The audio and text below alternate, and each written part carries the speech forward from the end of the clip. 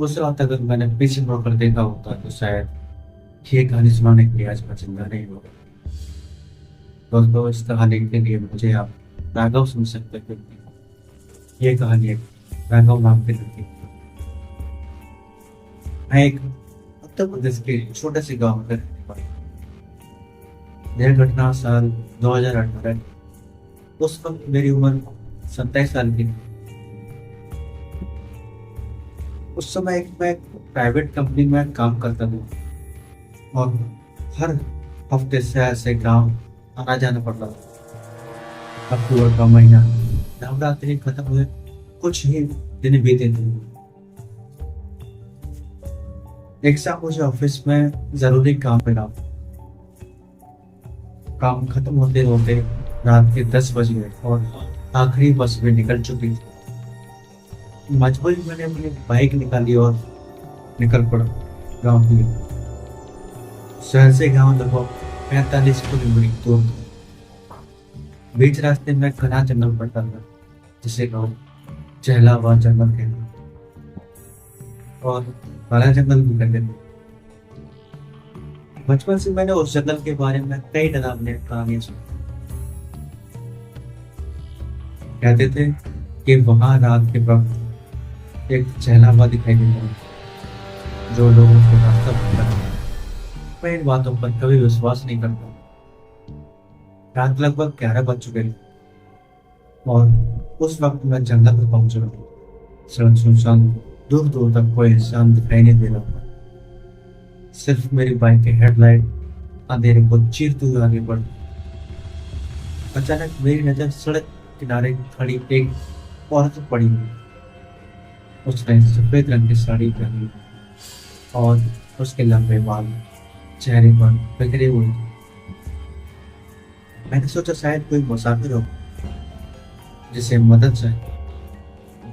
लेकिन जैसे ही मैं उसके करीब पहुंचा, मेरे पूरे शरीर में सिहरन दौड़ गई।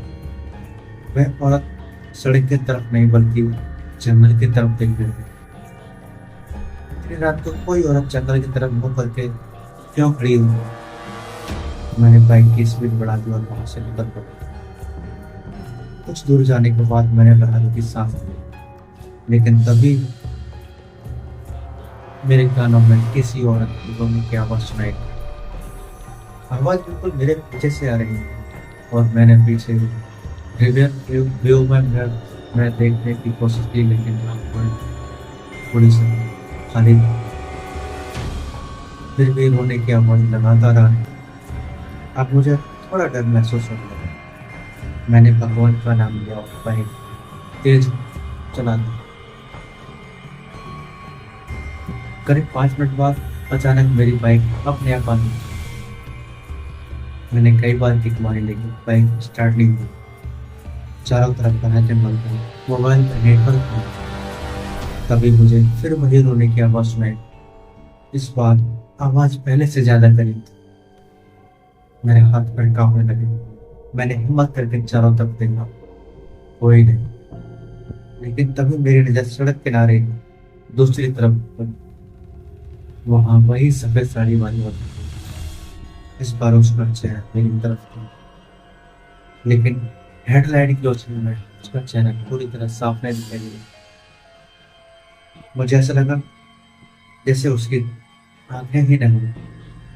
मैं डर के मारे चढ़ पहुंचा। कुछ सेकंड बाद वह धीरे धीरे मेरी तरफ बढ़ने लगी। मेरे शरीर से जैसे जाने निकल गई। अचानक बाइक स्टार्ट हो गई। मैं तुरंत वहां से भाग निकला। लगभग 15 मिनट बाद मैं गांव पहुंच गया। मैं घर पहुंचकर मैंने किसी को कुछ नहीं बताया। मैं खुद को समझा रहा था कि शायद थकान की वजह से मुझे भ्रम हुआ होगा।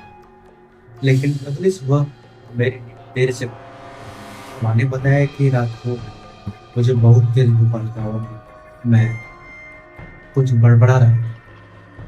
मैंने बात को नजरअंदाज कर दिया, लेकिन अगले कुछ दिनों में अजीब घटनाएं बन गई। हर रात मुझे एक ही सपना आता। सपने में वही सफेद साड़ी वाली औरत दिखाई दे रही। वह जंगल की ओर बुलाती है। उसकी आवाज बहुत धीमी थी, बोलती, राघव इधर आओ। मैं डर पर जाग जाता हूँ। धीरे धीरे मेरी कमर खराब होने लगी, भूख कमरे लगने लगी, नींद पूरी नहीं होती और चेहरा पीले पड़ने लगा। एक रात मैंने सपना नहीं बल्कि कुछ और ही देखा। मैंने अपने कमरे में सोया। अचानक रात लगभग 3 बजे मेरी आंख खुली। कमरे में अजीब ठंडक। मैंने देखा कि दरवाजा अपने आप धीरे धीरे खुल रहा है। मैंने उठने ही वाला था कि मेरी नजर दरवाजे पर गई। वहाँ कोई खड़ा था, सफेद साड़ी, लंबे बाल, वही और इस बार वह मेरे कमरे में ही। मैं चीखना चाहता था लेकिन आवाज नहीं निकलती। ऐसे लग रहा था जैसे मेरा पूरा शरीर लगभग ग्रस्त हो गया। वह धीरे धीरे मेरी तरफ बढ़ने लगी। जैसे ही वह बिस्तर के पास पहुंची, मेरी आंखों के सामने अंधेरा छा गया। जब सुबह होश आया तो मैं जमीन पर पड़ा था। माँ बहुत घबराई हुई। उन्होंने बताया कि रात को मेरे कमरे से जोर जोर की आवाज आ रही थी। जब उन्होंने दरवाजा खोला तो मैं फर्श पर बेहोश पड़ा था। अब मुझे यकीन होने लगा था कि कुछ गलत हो रहा है। गांव के एक बुजुर्ग ने मेरी बात पूरी सुनकर कहा कि शायद किसी चहलावे का साया मेरे ऊपर पड़ गया। अगले दिन में उन्होंने सलाह दी कि गांव के पुराने मंदिर में जाऊं। अगले ही दिन में मंदिर पहुंचे। मंदिर में पुजारी बहुत वृद्ध थे। उन्होंने पूरी कहानी सुनी, फिर कुछ देर तक आंखें बंद करके बैठे। अचानक उनका चेहरा गंभीर हो गया। उन्होंने कहा, जिस औरत को तुमने देखा है वह औरत इंसान नहीं। मेरे पैरों तक जमीन से गिर गई। मैंने पूछा, वह कौन? पुजारी ने बताया कि कई साल पहले उसी जंगल में उसकी हत्या कर दी गई, लेकिन उसकी लाश किसी को कहीं। तब से उसकी आत्मा जंगल में भटक रही है। कई लोग उसे देख चुके हैं, कुछ लोग रहस्यमय तरीके से गायब हो चुके हैं। मैं डर गई। पुजारी ने मुझे एक ताबीज दिया और कहा, इसे कभी मत तोड़ना। कुछ दिनों तक सब ठीक हो चल रहा था। सब न्यारे बंद हो गए। मैंने सोचा कि शायद सब खतरा टल गया, लेकिन एक रात फिर ऐसा हुआ जिसने मेरी जिंदगी बदल दी। उस दिन मैं अपने दोस्त मोहित के साथ शहर से लौट रहा। रात के 11 बज चुके थे। हम उसी जंगल से गुजर रहे थे। मैंने मोहित को पूरी कहानी बताई। मोहित हंस पड़ा। उसे एक बातों पर विश्वास नहीं था। तभी अचानक सड़क पर एक छोटी बच्ची दिखी। वह रो रही। मोहित ने बाइक रोकी। मैंने तुरंत उसे मना किया, लेकिन उसने मेरी बात नहीं सुनी। जैसे ही बच्ची के पास पहुंचे, उसने अपना सिर उठाया। उसका चेहरा देखकर मेरे होश उड़ गए। उसकी आंखें पूरी तरह काली थी, चेहरे पर अजीब मुस्कान। अगले ही पल वह गायब हो गई। हवा अचानक बहुत तेज ठंडी होने लगी। जंगल से किसी और हंसने की आवाज आई। मोहित का चेहरा सफेद पड़ गया। हम तुरंत वहां से भाग निकले। उस घटना के बाद मोहित कई दिनों तक बीमार रहा।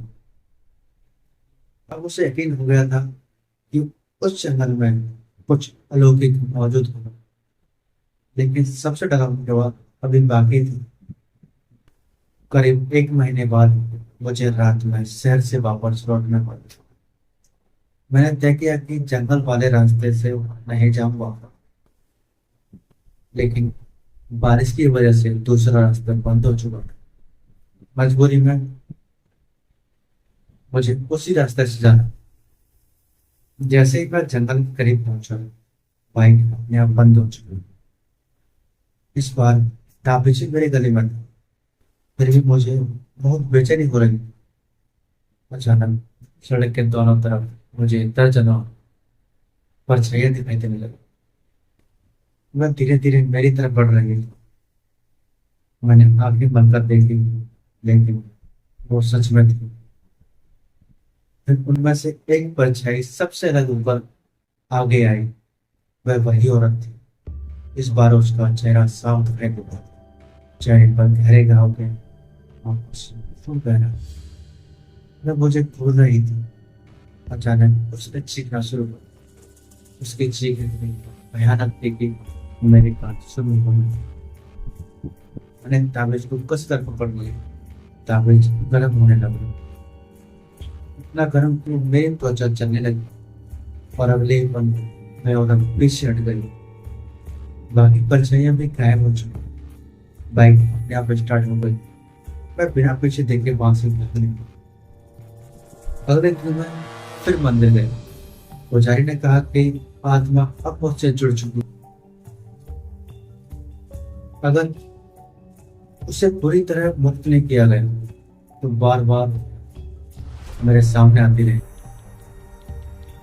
इसके बाद गांव के कुछ लोगों ने विशेष पूजा कराई। पूजा पूरी रात चली। सुबह उठने से ठीक पहले अचानक तेज आंधी आई। पेड़ जोर जोर से हिलने लगे। कुछ लोगों ने दावा किया कि एक सफेद आकृति जंगल से बाहर की तरफ जाती हुई दिखी। उस दिन के बाद मैंने उस औरत को कभी नहीं देखा। सपने भी बंद हो गए। मेरी तबीयत धीरे धीरे ठीक होने लगी। लेकिन आज भी मैं उस जंगल के पास से गुजरता तो दिल की धड़कन तेज हो जाती। क्योंकि मैं जानता हूँ कुछ चीजें ऐसी होती हैं जो विज्ञान समझ नहीं पाते। और कभी कभी रात के सन्नाटे में जब हम पेड़ों के बीच से गुजरते हैं तो ऐसा लगता है जैसे कोई दूर से मेरा नाम पा रहा हो। और तब मुझे सफेद साड़ी वाली औरत आंखें याद आ गई। आज भी उस जंगल के पास रहने वाले लोग रात होते ही वहां से जाने से बचते हैं। कई ट्रक ड्राइवर का दावा करते हैं उन्होंने सड़क किनारे सफेद साड़ी पहने एक औरत को खड़े देखा। कुछ लोग कहते हैं वह मदद मांगती है। कुछ कहते हैं वह सिर्फ देखती है। लेकिन जो भी उसे पीछे मुड़कर देखता है वह पहले जैसा नहीं है। और यही वजह है कि उस जंगल का नाम लोगों ने रखा है चहला बेबचा।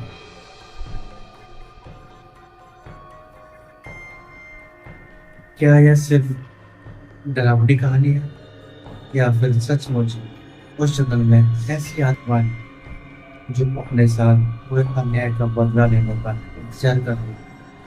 दोस्तों, हमारी कैसे मूवी कमेंट सेक्शन में जरूर लाइक शेयर करें और चैनल को सब्सक्राइब करें। मिलते हैं आपसे एक और अगली वीडियो। तब तक धन्यवाद।